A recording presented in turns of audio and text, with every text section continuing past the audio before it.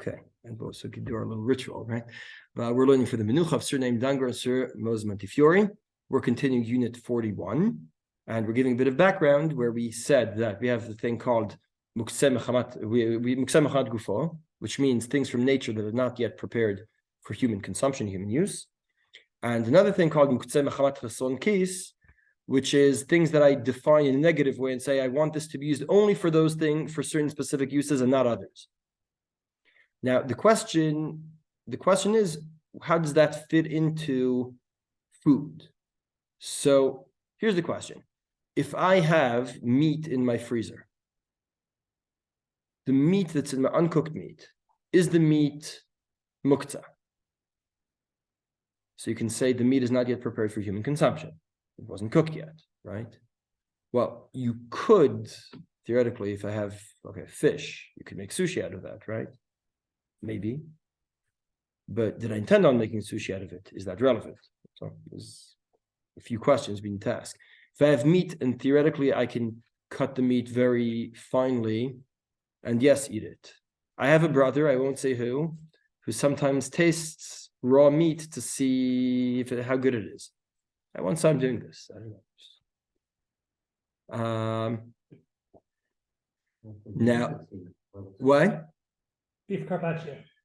Right. Now, what about, so carpaccio. Carpaccio, how well do you know how they make carpaccio? Because I'm not sure.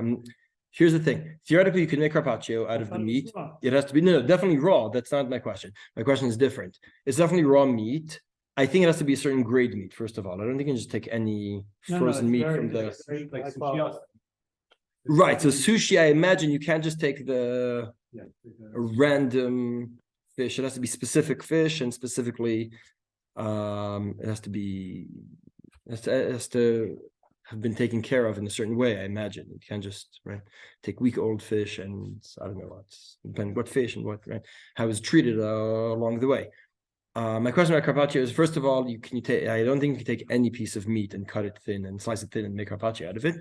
My other question is, when they make carpaccio, can you make it on the spot, or does it have to sit in the salts or whatever for a while? I can look it up. I don't know. No, it's an important. The question is important because you're not allowed to do that on Shabbos. Mishum abid. You're not allowed to treat, and you're not allowed to pickle something on Shabbos. But it's not pickled. Right. It's so definitely it's definitely not pickled. It's definitely not pickled, and whether it's sliced fresh, that is a good question. I'm not sure. All right. I think it has like a taste based on its marinating in oil or something, that there's some process I think that it does go through, as opposed to just be sliced and right out and eat it. Sliced and maybe spiced. Sliced and spiced. You're saying more than sliced and spiced. But it's not like a salami. Right, because it's definitely not salami, right? Now, so why is this an important question? Because can you do that on Shabbos? If we're talking about slicing and spicing, you can do that on Shabbos, and then you're good. So it's definitely not muktze, at least the right kinds of meat, right? If you can't, so it would be muktze, right? Because you can't do that preparation on Shabbos. So I'm not sure. Just, are you allowed to make the carpaccio on Shabbos? Just need to check that. And also we need to know what grade meat you can use for carpaccio. I imagine you can't do it with any meat, and then that could be a relevant question. So my point is, one parameter would be, was the meat prepared for human use, for human consumption? But then you can say one of two other things. One is, did I intend on using it for that? Is that a problem? And then we're going more into the realm of a form of muktze mechamad chason kis. I'll give the more relevant example. All the meat you have in your freezer, there's definitely someone who's happy to eat it as is, right? The dogs. Yeah, besides, I'll give it a couple of hours. What are we talking about? Why is this halachically? There are two ramifications to this question usually. I mean, the two big ramifications I can think of. One is that you put the ice cream behind the meat by mistake, and now you want to move the meat to get to the ice cream on Shabbos. You just move it aside, right? Or you have to do something more complicated to get to the ice cream behind. The other situation is where the freezer broke, and you're worried about the meat. You want to bring the meat over to the neighbors. Are you allowed to carry it? So we're not saying you have to feed the meat to the dogs. We're saying, since you can feed the meat to the dogs, that would render it not muktze. But why would it be muktze? It's prepared for the dogs, right? As far as dogs are concerned, the meat is ready. Right, but I intend on my dog not eating my kosher meat, even if I had a dog, right? Because the kosher meat is the more expensive one. If I get a meat, I'll get him something cheaper, right? I'm not going to waste my meat on a dog, even if I have a dog. We can see later on, the Rachot Shabbat has an interesting point about that, but that's at the end. So we need to ask on a few levels here. One is, when we talk about, so according to Rabbi Yehuda, Lichora, all the meats will definitely be muktze, right? Because you definitely did not intend on using them on Shabbos. They're in the freezer. Raw in the freezer, you definitely did not intend on using them on Shabbos, they're definitely muktze. According to Rabbi Shimon, what would he say?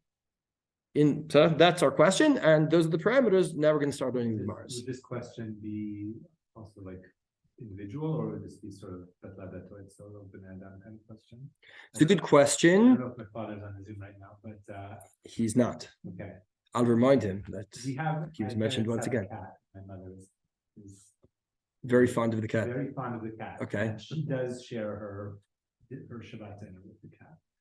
Not judging. Just saying. So like. Wait, is the cat Shomer Shabbos? That's what I know. That's what I want to know. So then, right.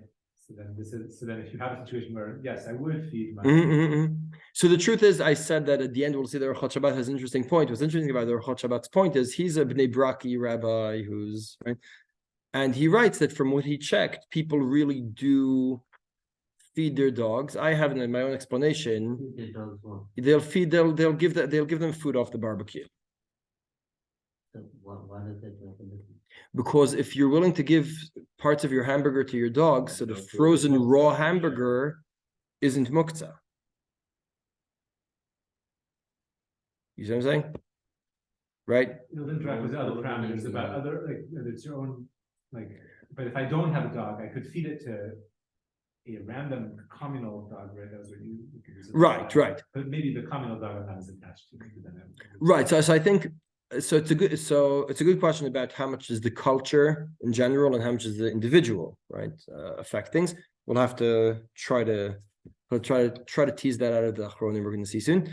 But I think the explanation for that is that once upon a time dogs were used they would watch the herd, they would be around your fields or whatever. Nowadays people have dogs as man's best friend. It's a different relationship. What? Companion. Right. Saying. So our attitude towards dog changed. What we feed, right, used to be the nevilah, as the Torah says. And that people, it's my companion. Just like you say, you have a cat. It's not, right? It's not doing anything for you. It's just another baby that your mother has, right? That's the attitude, right? Beseder. So it might be that attitude affects whether you're willing to feed your animals. Mimela will affect whether it's muktze, because as far as you're concerned, the meat is ready to feed the dog. Now, you don't intend on feeding all your meat to the dog, but any piece of meat can be given to the dog. Mimela, none of it is muktze. So, all right. It's just an important distinction because as we go on, it could be confusing. The point isn't if your freezer breaks down, take all the meat and give it to the dogs.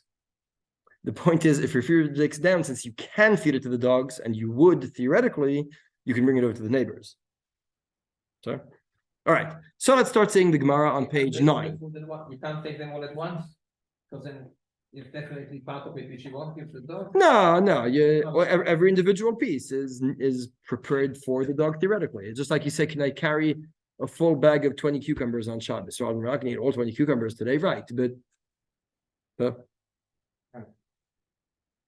says the Gemara on page 9, Itmal basar maliach mutar letaltelo b'Shabbat. What 41? What? Yeah, 41, not 42. That's says the Gemara basar maliach mutar letaltelo b'Shabbat. Basar tafel Rav Huna amar mutar letaltelo, Rav Hizda amar asur letaltelo. So basar maliach is already, basar maliach is pickled, So I could eat it. So I could eat it. Basal tefel hasn't been pickled. So theoretically, you can eat it raw. But will you? All right. Tefel means unmaluacht, unsalted. Unsalted. Tefel means, yeah. Well, it's raw. The assumption is it's raw and unsalted. Yes. Right? Well, tefel is tasteless, but yeah, in the context here, it means unsalted. Right? Tefel means lacking taste. That's literally, but in the context here, it's unsalted. So Rav Chisda says you're now. So Rav Huna says you're allowed to carry it. Rav Chisda says you're not allowed to carry it. Rav Chisda amar asol telo.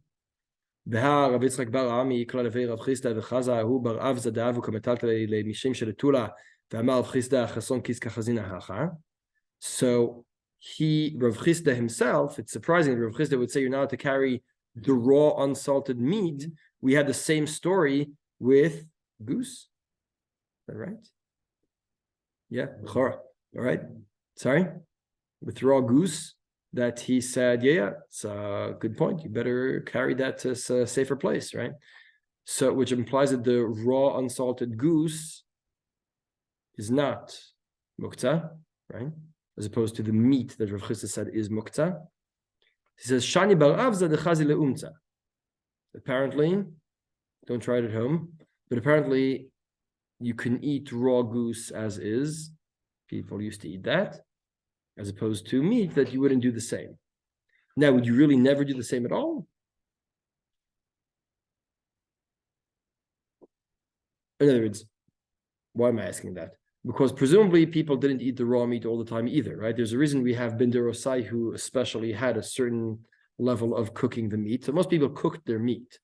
It's not that everyone was eating raw meat. Not everyone was eating raw goose either, right? So, we're not talking about 100% of either one, right? There existed a thing called eating raw meat, and there existed a thing eating raw goose, and one was just more practiced, I guess, right? It's l'chora. So now again, we have to try to define how nafotzes need to be, right? So let's see the next part of the Gemara. Just to confuse us further, let's see the next part of the Gemara. Tanu Rabbanan, dag maliach, mutar letaltelo, dag tafel, asur letaltelo. Because what can you do with the raw fish? What can you do with raw fish? So right, in other words, nowadays I'm not sure if we'd say the same. But on the other hand, 30 years ago in Israel, I think we wouldn't think twice about this, right? Maybe we've heard some people in Japan far away, they eat raw fish. We're going to do that here. Just weird, right? Now in Israel, I think there's probably more raw fish than cooked fish eaten. Right? It's still weird. It's still weird, but people are doing it. So it might be that now again, maybe the Gemara didn't hear of Japan. I also had another thought. It could be that in terms of the treatment of the fish, right? When you buy fish at the store, right? It's sitting in ice all the time. It's kept very, very cold all the time. I don't think that had visibility then. So the fish you'd either salt it or it would go bad after a day, right? So to start using raw fish, so you'd cook it as soon as possible, right? Having raw fish, it just wasn't a thing. All right. This also affects, right? If we have our fresh salmon frozen in our freezer, can you use that as raw sushi? I don't know. I don't know the answer.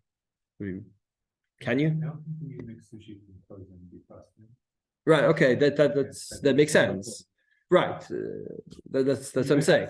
The stuff in your fridge also. You can have raw meat in your fridge. Nachon.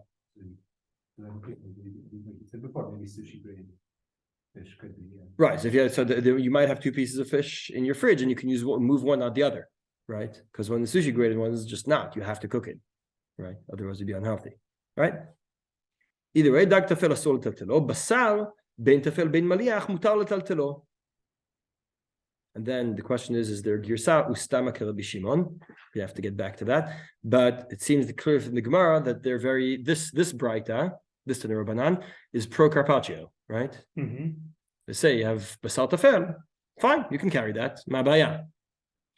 If we say here stomach Rabbi Shimon, if there's such a girsa, maybe that implies that Rav Chisda says you're not allowed to carry the meat. Why Rav Chisda say you're not allowed to carry the meat if the Braita says you are?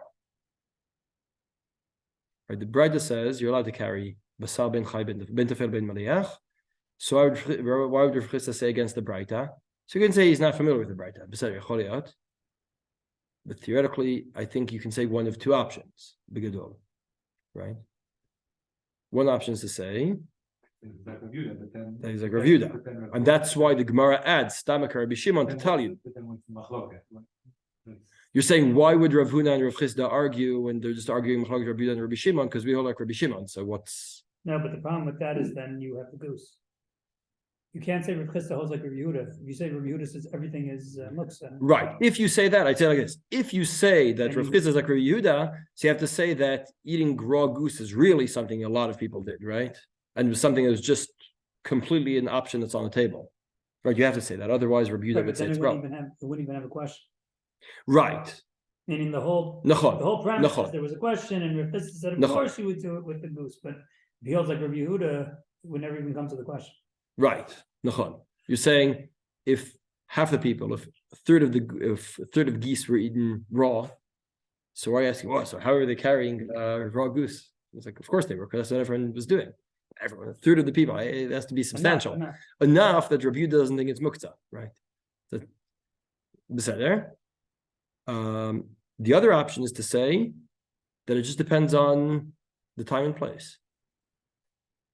And say that in a society in which eating raw meat is mekubal, so yes, and if not, not. I mean, as I said before, Israel 30 years ago. Is you saying the price is a different place? Yeah, different time and place. Uh-huh. Fish in Israel, raw fish in Israel 30 years ago. We definitely taste muktze, right? We wouldn't think to use it, not 100 years ago, 30 years ago, right? We wouldn't think to eat raw fish. It was no one did that here. Now we say, but everyone in Japan eats raw fish. So but they're in Japan. I'm here. So in my mind, and that then we'd have to say that Rabbi Shimon also agrees that there's a subjective aspect to the muktze here as well, right? That's the cat owner, someone who feeds the cat, that's Right. something not everyone would do, then. Right, but what I'm saying is more. You can say, look, in my house when I buy chicken, right, at the Cole's house, right, when they buy chicken, they know some of it will go to the cat, right? They know this when they buy the chicken. When I buy the chicken, there's no way that's going to the cat, right? It's actually funny. I gave this shiur in Hebrew last week, and then on Friday I was barbecuing, and I saw cats manage to finagle a wing out of the end of the barbecue. So maybe I'm making too much fun of the cats. It's a problem. I have to be more careful. They were offended. They say, "Well, we'll show you." So, right. So that's we're talking on the very, very individual level. I'm talking more about on the societal level. That Rav Chisda says in this society, eating raw meat is not a thing. And therefore, even if you it might be someone says, yeah, in my house, we always eat it. All right, fine. But can I carry it because I know there is such a thing in the world? The answer is no. If there's such a thing around you, then yes. So the chora, that would be, and then we'd say Rav Chisda is talking about where he lived and no one did it, and the bride is talking about where they lived, where they did. And then it's a societal thing. That's without the bracket. Right, and then you don't need the stomach Rabbi Shimon. So we're going to be back. We're going to see. So we're going to see. Obviously, everything I'm doing is preempting the machloket that's going to come up. You know me already. What those don't know me probably. I realize that's where we're going. So, Tanur Banan metaltelin ta'atzamot b'nei shu ma'achal leklavim. Basar tefuach mipnei shu ma'achal. The tefuach is spoiled, right? Basar tefuach mipnei shu ma'achal lechaya. Ma'im megulim mipnei she'em ruim lechatul. Right? Because cats, we know, don't. What? There's no cats. Cats are able to digest snake poison. So that's why the Mayim Gulim can affect people and won't affect cats. Rabban Shimon Gamliel says you're not allowed to keep them. So you have to throw it out. You have to throw out the Mayim Gulim, that it's dangerous. So you're not allowed to keep it around. So it's not irrelevant. So the question is moot. Is it Muktze? Well, you have to throw it out because it's dangerous. So regardless of it, might be Muktze, but we don't really care. So that's his point. But why did I add this Breita in as well? Because to show that there are things that all people do think, oh, we have bones. What are you going to do with bones? We give them to dogs. Of course we give them to dogs. That's what you do with bones, right? Or the meat that's spoiled, right? Of course we feed that to the dogs. So, etc. What about the raw meat? What about the raw meat? We can feed that to the dogs. We can give it to the cats, right? Why is the Breita only talking about bones and the saltafuach, Mayim Gulim? Only these things are. This is what you were saying before, that there's certain the good meat I wouldn't feed to the animal. I would only feed the Right. Spoiled and Right. And then it's more of the style of Muktze Mechamat Chesron Kis, meaning I can use it for that, but I don't want to. Right? It's more that kind of Muktze. So my raw chicken isn't yet ready for me to eat it, and I do not let the cats eat it either. So it's not ready for me. So that's the style of Muktze Mechamat Chesron Kis. Muktze Mechamat Gufo. It's not yet ready for human consumption. But it has other uses, right? But I'm makbid to not have those other uses, right? So now let's see. Wait, why wouldn't the raw chicken fall in this category? Which one? That, I mean, for humans, you could say it's almost like Mayim Gulim. Right? If I eat raw chicken, I could get salmonella. Right, poisoning right, and get very sick. And right. right. So here, the Bryce is giving the option that you could move it. Because you can give it to the cat. Correct. But the raw chicken I want to cook tomorrow and eat. Right, but The Mayim Gulim you have nothing else to do with. You're saying there's nothing else you can do with it. What are you going to do with the Mayim Gulim? I mean, Rabbi Shimon says more. He says you have to throw it out. Allah, you have to throw it out. But what are you going to do with the Mayim Gulim? You can use it for whatever you want to use water for. You're not going to drink. What? I mean, you have other uses for water, no? L'chora, the assumption is not. I think. What? You can use it. Havanti. Right, not on Shabbos. And then it ran down to Marvez, and then it's only grammar. I think the assumption is that that all the uses will be the things you can't do on Shabbat, like watering the plants, like washing the floor, or things. Right, they're all either things you can't use on Shabbat or things that you can't wash dishes with it, right? Sorry? You can flush the toilet. Well, they didn't really have toilets, but yeah, it's a good question. Did they have a place to put it there that would be useful? Interesting, because the pshat seems to be something that has no use, right? It still has a use, right? Give it to the cats. But again, what's more important to me is, right, the chicken I want to prepare for human consumption. So mitzad Muktze Mechamat Gufo is not ready for my consumption yet. I can give it to the cat, right? But mitzad Muktze Mechamat Chesron Kis, I don't want to give it to the cat. Sir? So are you saying that maybe this is machloket even between these two Breitot? Because the first Breita said that it's tafel mikaret to tafel. And the second Breita essentially seems to imply that you're not allowed to. No, so I think it's not a machlok into the Breitot. I think that my point was that you can't use the animals as an excuse to metaltel the tafel one, the tafel meat. Why are you allowed to carry the tafel meat? Because you can eat it, not because the cat can eat it. Only things that are not the bones, the spoiled meat, right? Why does the Breita say spoiled meat? Not raw meat. Because you don't want the dog to eat raw meat. Okay. That's the relationship between the Breitot. The second Breita is talking about things that humans. It's like, okay, the tafel I can eat by assumption, and therefore I'm allowed to carry it. So what about all the kinds of meats that are not edible and therefore should be muktze? Well, there are animals you could feed it to. Right. Right. And then, which again implies, right, that the animals aren't a good enough reason to allow carrying the meat that can be used for people. Right. Even according to Rabbi Shimon. Right? Because you could have thought that that's a Rabbi Yehuda stance. Like, I can feed the meat to my dog. I might choose not to, but again, that's just a choice. Choices don't make things muktze, according to Rabbi Shimon. Unless you say it's such a strong choice that you say it's such a negative choice. That's why I said in the introduction, that's why I talked about the negative aspect of muktze mechat chasron kis. I positively do not want this to be used for something else. And that makes it muktze even according to Rabbi Shimon. So, let's see the Psika and the Rambam Shulchan Aruch. Says the Rambam, bottom of the page, metaltelin basar tefuach, right, spoiled, mipnei shu ma'achal lechaya, metaltelin basar chai ben tefel ben maliach, mipnei sharui la'adam, v'chen dag maliach, v'al tefel asur letaltelo. So, Shulchan Aruch says the same. So, let's see the Taz. What the Taz is going to do, the Taz and again the Rambam are going to have a machloket now. I'll say briefly what the two directions they're going to take are. The Taz is going to say that all the muktzes here are all Rabbi Yehuda. Rav Chisda is Rabbi Yehuda. When Rashi says, yeah, but you wouldn't want to feed it to the dog, that's also Rabbi Yehuda. It's all Rabbi Yehuda. According to Rabbi Shimon, everything goes. That's the Taz. The Magen Avraham will say, no. The Rav Chisda Rav Chisda is not going by Rabbi Yehuda, it's going by Rabbi Shimon, like the halacha.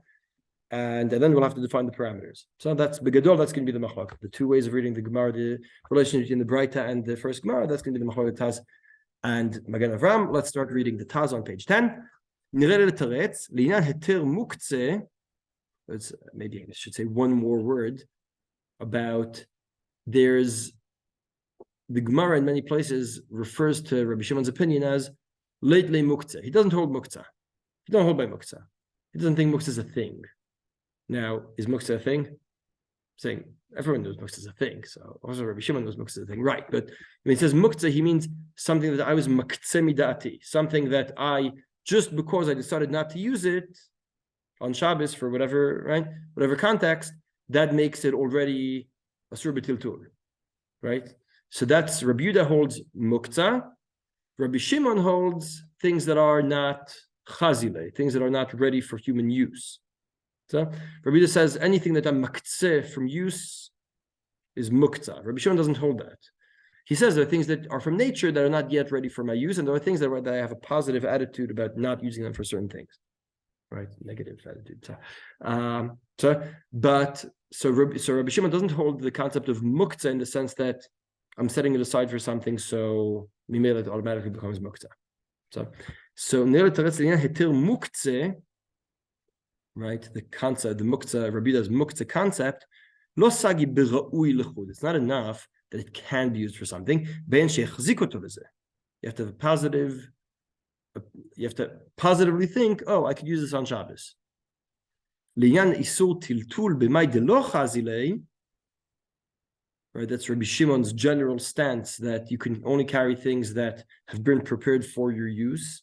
Sagi b'ra'ui. It's enough that it can be used. It doesn't need to be set aside. It doesn't have to be, what's the word? Not set aside. To be defined. Forgetting my words. It doesn't have to have the definition. It doesn't have to be defined as something, as being used. Forgetting my words. It's annoying. Anyway, it doesn't have to be specified and set aside for that specific use. Designated. That's what I mean. It doesn't be designated for that use. According to Rabbi Yehuda, it has to be designated for certain use on Shabbat. Otherwise, it's muktzah. According to Rabbi Shimon, it doesn't need to be designated for the use. It's enough that it can be used. Mimela, right? You're allowed to metaltel. So with Rabbi Yehuda, it's really about the preparation, the mental preparation for Shabbos. So Correct. If you're thinking you may use it for Shabbos, if it doesn't have certain other disqualifications, then you can use it. But if you haven't, Yes. you clearly didn't have the mindset of it. That's why it's usher in itself. Excellent. But the context is, but the Gemara doesn't say it, but Rabbi Shimon doesn't hold muktza as long as it could be used by people. The Dehu sovel Rabbi Yehuda. Sorry, Yaakov. ובעניין דמחזיקים אותו לאותו דבר להיתר מוקצה. ולא סגי במה שהוא ראוי, משום מה מחלק בין בשר אבז, which presumably was designated for either use, right? Now, I agree with your question, right? It's a bit strange, but that's just seems to be what he says, right? Why is it strange? Strange because you're saying goose really is designated also. Goose is designated for eating raw or cooked. Now, maybe only 15% eat raw, but the designation is there enough to make it not muktzeh according to Rabbi Yehuda. So why does the Gemara ask the question? What's the question? Right? So how can you compare the meat that's not designated for that and the goose that is? So it's a good point. I don't have a good answer. But the Taz says I have no other way out of this Gemara, because otherwise how to explain the relationship between the Braita that ends up with the Girsa Ustamak Rabbi Shimon, which disagrees with Rav Chisda, who says that you can carry the meat. And it seems, I'm going to take, before it seems, I want to see some more in the Taz.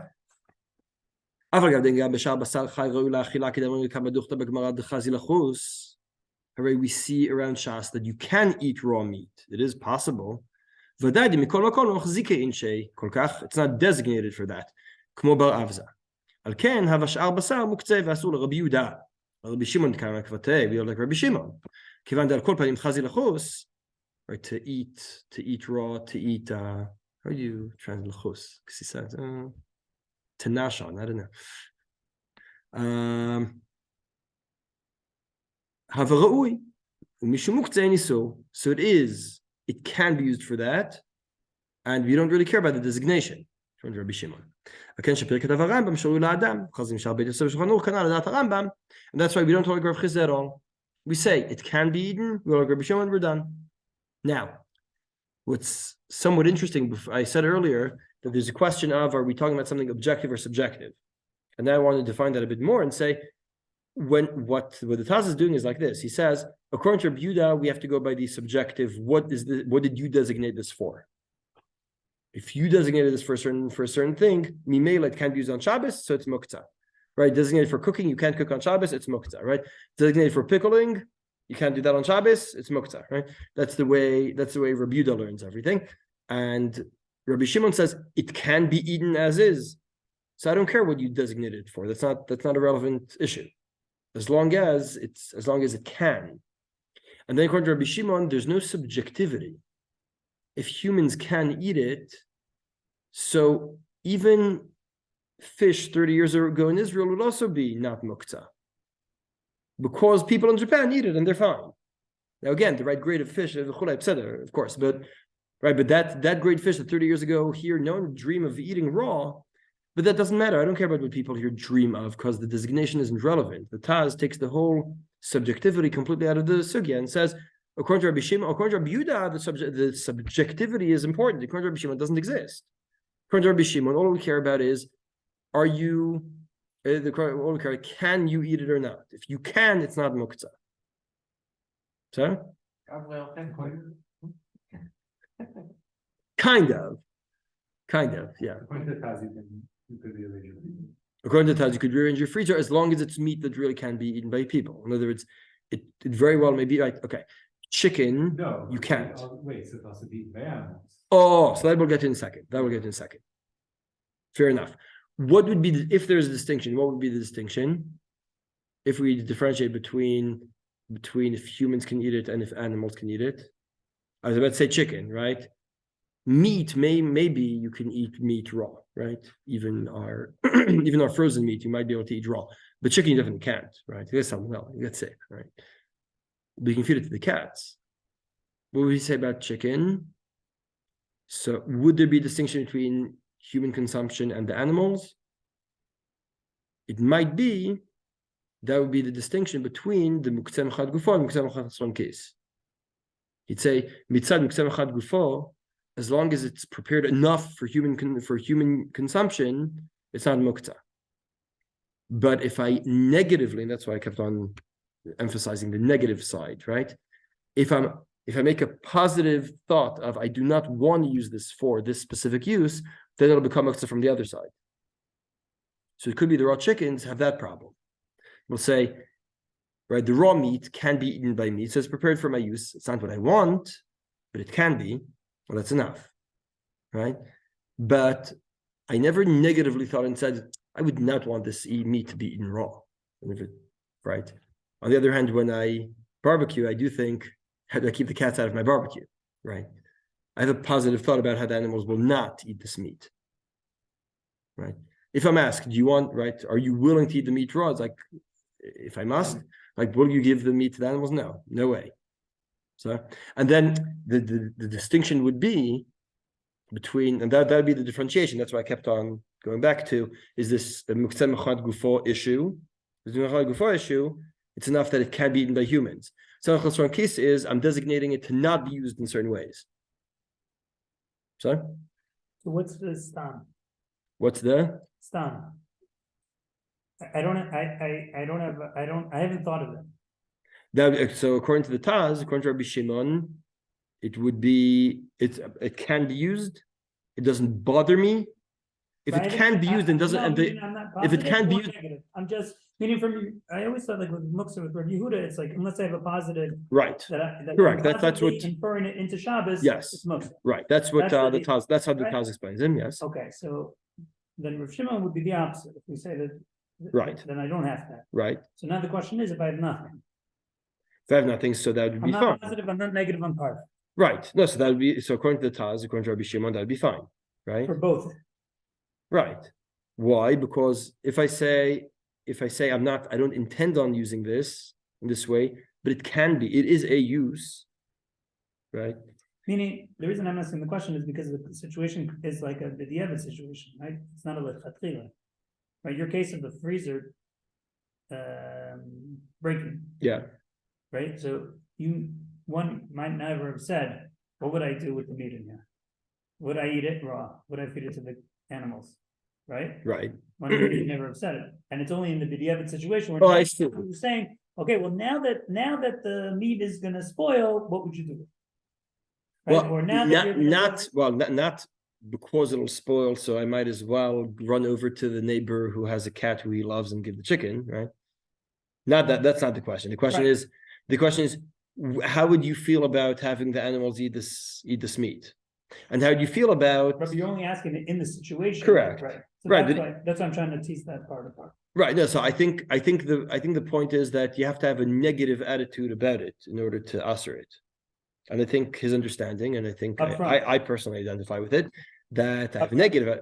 So if you never even thought about it, if it never crossed your mind, then it would be mutter. That's what you're saying? Again, it might cross your mind now. Whether it's just because you didn't think of the question doesn't mean that you wouldn't be repulsed by the notion.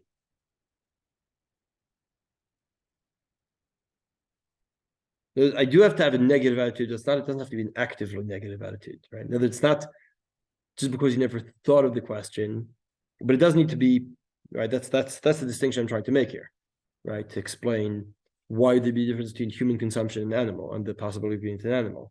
If I can eat it like this, b'shadat chak, it's better. But to give the animals, that's something that I positively do not want to happen. Well, what about in a situation where, like, if you don't give it to the animals, you would lose out? So I think we don't start from there. I agree with you. I think you're asking that. You're saying, is the question when you buy it at the store and I say, wait, hold on, before you buy this, if you're stuck, would you be able to eat it raw? Yeah, okay. And if you're stuck, would you give it to the animals? I'm like, define stuck. No, I don't really identify with that, right? I think that's the attitude that's to be, right? Mm-hmm. To make it muktze. I think again, it's because I agree. Most people. I mean, I just saw some cats stealing my wings on last week, so I thought about it. Most people, and I'm keep giving this shiur something about it, but most people just never bother thinking about it at all, right? So is that really relevant? It says the question. So you have to, how active you need to be about negativity of this. I agree with that. I accept that. So we only have a few minutes left, so I want to say briefly. Now so the Taz debates that question in the next paragraph. Skip all the blue, skip all the indented. Are you? I mean, I know Alex is familiar. Are you familiar with the right? So the indented is what I write. Okay. And the black David font like that is the sources. So the next part in the Taz, in ken hadasim bedag tefel bebreita and mitam de lo chazika afilu klavim. So he goes there and says, l'chora, this would mean that when we say you can't eat the raw fish, you can move the raw unsalted fish. So it's not good for cats and dogs either, because according to Rabbi Shimon, you can feed it to the cat or the dog, right? Now, Kai Malan, that cats eat fish, right? I definitely saw that in a cartoon somewhere, right? אבל רש"י פירש בדג טפל דין רואה לכלום וכלבים לאו דעתי למשתה. So the question is, how do you understand Rashi in this context? Right? You say Rashi's talking according to Rabbi Yehuda, right? You would not want to give the good meat or the raw fish to the dogs, right? It's not that the dogs can't eat it, it's that you don't want to. So I think there are two ways of reading this, right? One way is to say, then that's what the Taz is going to take this all the way and say, you know what, Rashi's only writing that so he can to make him work like Rabbi Yehuda as well. So he goes that far. That's what I said before. The Taz says anything that doesn't work out with this idea that can be used for anything, Rabbi Yehuda. Rabbi Shimon, it all goes. Any use, any theoretical use makes it not Muktze. The most theoretical use of what happens if you're stuck and you feed it to the cats. The cats will eat it. You can give it you can put it in your neighbor's fridge and the cats won't eat it, right? So that's the real nafkamina here. Who says the middle ground is the levush? Skip over to the levush for a moment on page 11. You see, he says, "Basar chay afilu tefel she'no moloch klal mutar l'taltalo," right? The levush, "taltalo mishum dechazi le'umtza, v'chen hu tafuach mutar l'taltalo mishum de'roi leklavim." But again, if it's raw, it can be used for carpaccio, and if it's spoiled, you can give it to the dogs. If it's raw, you can't give it to the dogs. Well, let's see the next safe. חנדג מלוח מותר לטלטלו משום מפני שהוא ראוי לאכלו חי לדעת דחק, ודג טפל אינו ראוי לכלבים, ולכלבים לאו דעת למשתה.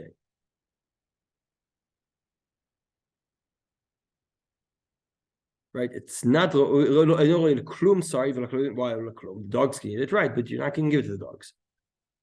So what's the difference between chazi leumtza and giving it to the dogs? Why do we say you can eat it as carpaccio? I know most people don't. They didn't really have good carpaccio in those days, right? But you can. And feeding it to the dogs, where you should say the same. You can. That's what the Taz did, right? This Taz did. It could be used for anything. So it could be eaten by people. It could be eaten by dogs. It's all good. But it's not Muktze, right? That's what the Taz explained. Why does the Levush differentiate between umtza, between eating as, right, the raw meat, humans eating the raw meat, and the dogs not intending on giving to the dogs? You also didn't intend on eating it to the umtza, right?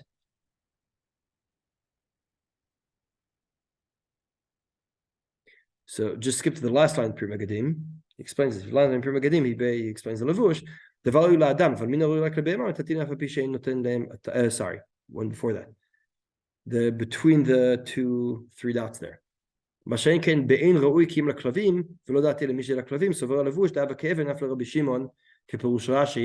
he disagrees. He explains the Levush starts off with the Taz, but disagrees at the end, right? And says, if humans can eat it, that's good enough.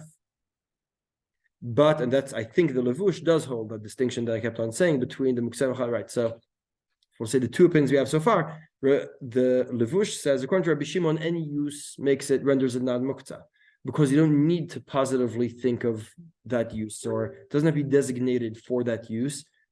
And even if you have some kind of negative, if you think negatively of that use, that also doesn't affect anything, right? Because it can be used like that, it's not Muktze. Right? There's no subjectivity at all.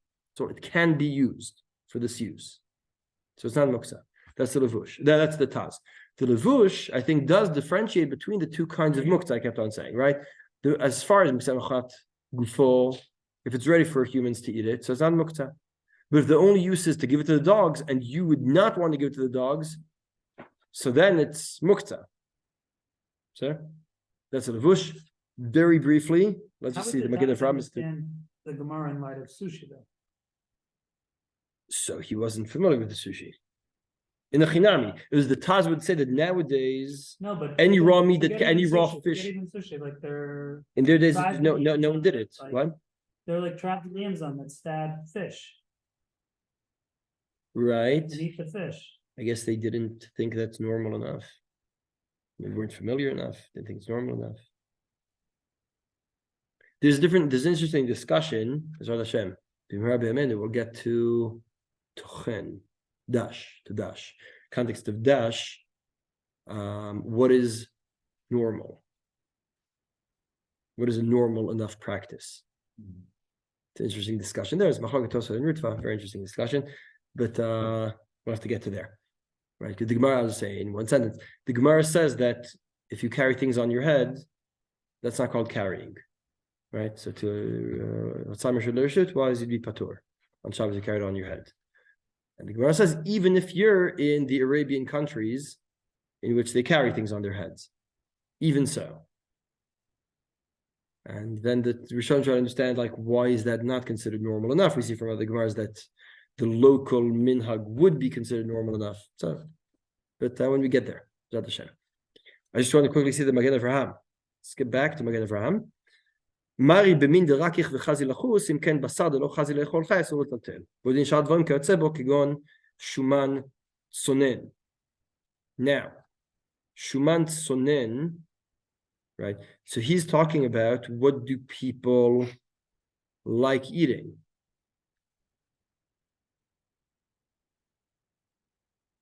Right? So the Magen Avraham is taking more of a subjective stance. If I just wanted, since I want to say, he takes more of a stance. This is the way the Mishnah Berurah and the other posts can read the difference in the Taz Magen Avraham is this, that the Magen Avraham understands, to take another step, a pre-Magadim that I didn't bring here, that he says, Rav Chisda was also talking, according to Rabbi Shimon, just locally, no one ate carpaccio. Mimela, Rav Chisda says, I know the Braita, but the Braita isn't relevant, because the Braita was talking about in a place where they eat carpaccio. So in Japan, people were eating raw fish. So the raw fish is not muktze, but we don't live in Japan. Now, today we do live in Japan, so to speak, right? We do have sushi. There's sushi places here. There are a couple. Okay. So today that we do live in Japan or have Japanese culture, the halacha regarding fish would change because the culture changed, right? Mimele, right? The Magen Avraham does take the more subjective stance and says we have to talk about a realistic use, not a theoretical use. Not a theoretical. It has to be theoretical but realistic. Right? Even if I never made carpaccio, but I have eaten carpaccio. So if I can make the carpaccio out of the meat in my freezer, that's good enough. But if I live in a culture where no one eats carpaccio, the meat is muktze. So those are the three stances. I just want to sum up the three stances, and we'll end with that. So the Taz says that according to Rabbi Yehuda, everything goes by the subjective. Is this designated for this use? And according to Rabbi Shimon, there's no subjectivity at all. Whatever use is useful in any way makes it on muktze, even if your culture doesn't do that, even if you don't own cats, etc. If there are no cats anywhere around you, that's a different story. So lucky you. But that's a different story, possibly. But as long as there are cats around you, there is a theoretical use, that's good enough. That's the way the Taz learns Rabbi Shimon. The Magen Avraham says that also that let's go to the Levush first. The Levush within Rabbi Shimon differentiates between the Muktze Mechamat Gufo style, which is if it's ready for human consumption, it's not Muktze, and Muktze Mechamat Chasson Kis brand, which is if it's positively designated to not be used in a certain way, Mimele, and therefore lose all uses, it will be Muktze. And the Magen Avraham who says it's all subjective because it has to be realistic. All the theoretical uses, they're theoretical insofar as I never really made sushi. But I can make sushi, and people around me make sushi, so it's not muktze. But if in my culture no one makes sushi, so it will be muktze. And that'll be also the difference between the Braita and Rav Chisda, right? Rav Chisda's culture, no one was eating raw meat. Theoretically, right? Rav Huna says, let's remind us, Rav Huna. According to Taz, Rav Huna, it holds like Rabbi Shimon, right? That's why you're allowed to carry raw meat. According to according to Magen Avraham, they're both following for Rabbi Shimon, and they know that somewhere there are people who eat raw meat, but not here. Rav Chisda says it's good enough. Rav Huna says it's good enough that someone does. Chisda says no, that's not good more And then lehalacha, he holds like lehalacha. The Magen Avraham holds like Rav Chisda. In Mele, it has to be more actually the theoretical use has to be something that could actually happen, right? Theoretical, but relevant, not theoretical in the ether. I'll just say very briefly, generally speaking, Ashkenazi poskim, they say to Choshesh to the Magen Avraham, so you should rearrange your freezer before Shabbat. But Lemaise, if your freezer breaks down, you could samech on the taz and move the meat, or even the chicken, right? Because it could be given to the cats, right? As opposed to the levush, I would say not the chicken. It would say the meat, yes, not the chicken, right? Even if it's meat that's only a dead chak, you can eat it, but you definitely don't want to feed the cats the chicken, right? That's they say lehalacha. They said you could samech on the taz b'shad chak, but not lechatchila. And Rav Ovadia says no, lechatchila. Lechatchila you can. So Rav Ovadia says you don't need to rearrange your freezer at all, right? According to that. Now again, I say at all. What about flour? Flour, if you have flour in your freezer or in your fridge, flour would be muktze, right? You can't do anything with flour, right?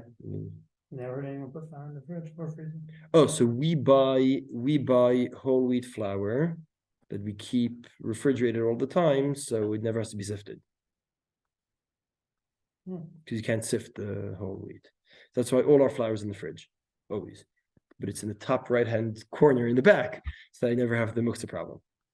So I only said this because I said Rav Ovadia says that Mishnah Berurah and Shema Shachata say rearrange your freezer in before Shabbat, but if it breaks down, so you're stuck, right?